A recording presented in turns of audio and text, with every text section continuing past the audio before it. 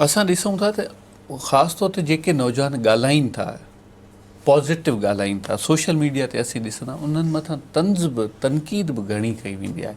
जॾहिं हू एतिरी तनक़ीद खे बर्दाश्त करे करे उन्हनि जो बर्दाश्त जो मादो ख़तमु थी वेंदो आहे त हू चवंदा आहिनि त यार अव्हांजो त अलाह ई हाफ़िज़ आहे, असां छा था करे सघूं। अहिड़े एटीट्यूड ते तव्हांजो छा चवणु हूंदो?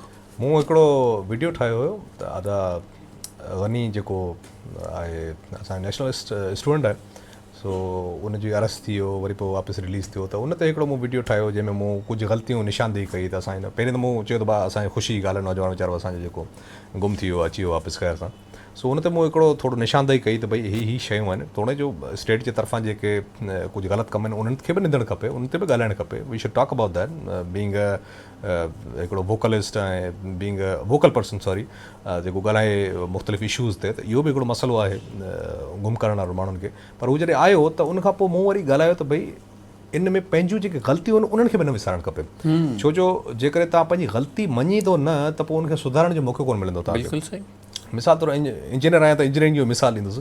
गाॾी में तव्हां वञो पिया, तव्हांजी गाॾी जो मिसिंग बि करे ख़राबु इंजन में आहे, तव्हां टायर खोली वेही रहो, गाॾी जो मसइलो हल थींदो न थींदो। जेसीं ताईं तव्हां तसलीम न कंदो त भई मसइलो इंजन में आहे त पोइ we should treat the engine first, उन खां पोइ तव्हांखे ॻोल्हणो पवंदो। यानी तव्हां पहिरें मर्ज़ जी तशख़ीस त कयो न भई मसइलो आहे किथे। बिल्कुलु सो इन जे करे जेकॾहिं माण्हू इंसानु आहे, इंसानु ग़लती जो पुतलो आहे, जेकॾहिं ग़लती करे थो त पोइ उनखे मञणु खपे, एक्सेप्ट करणु खपे, उनखां पोइ उनजी बहितरी ते ॻाल्हाइणु खपे। इहो सॼो मूं ॾाढे तमीज़ जे दायरे में हिकिड़ो वीडियो ठाहियो साहिबु, मूं ते हमरा जेके नौजवान असांजा आहिनि, ख़ासि करे शागिर्द तंज़ीम आहे परी पिया जे बाबा हे जेको आहे रियासती टाउट आहे, अहिड़ा इल्ज़ाम मूं ते आयो।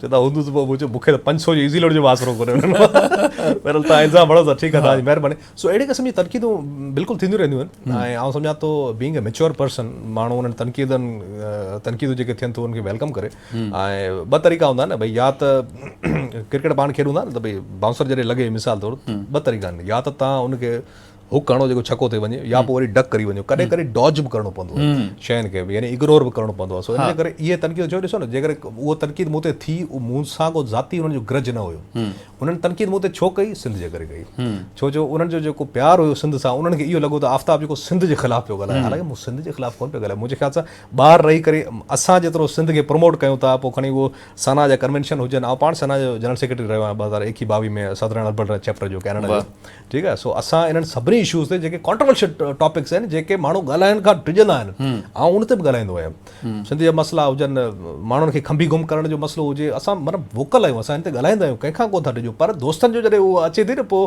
ॿिनि टिनि दोस्तनि मूंखे चयो त यार इहे एॾी तनक़ीद थी, तूं जवाबु छो नथो ॾे? मूं चयो ज़रा इन करे ॾियो, मुंहिंजा नंढा भाउ आहिनि यार, जेकर हू मूं ते तनक़ीद कंदा त हू सिंध जे इश्क में कंदा, उहो मूंसां ज़ाती को जहिड़ो कोन्हे। सो अहिड़े क़िस्म जो शयूं आहिनि। ऐं आउं सम्झां थो त तनक़ीद जो जवाबु ॾियणु, तनक़ीद खे हैंडल करण बि हिकिड़ो फ़न आहे।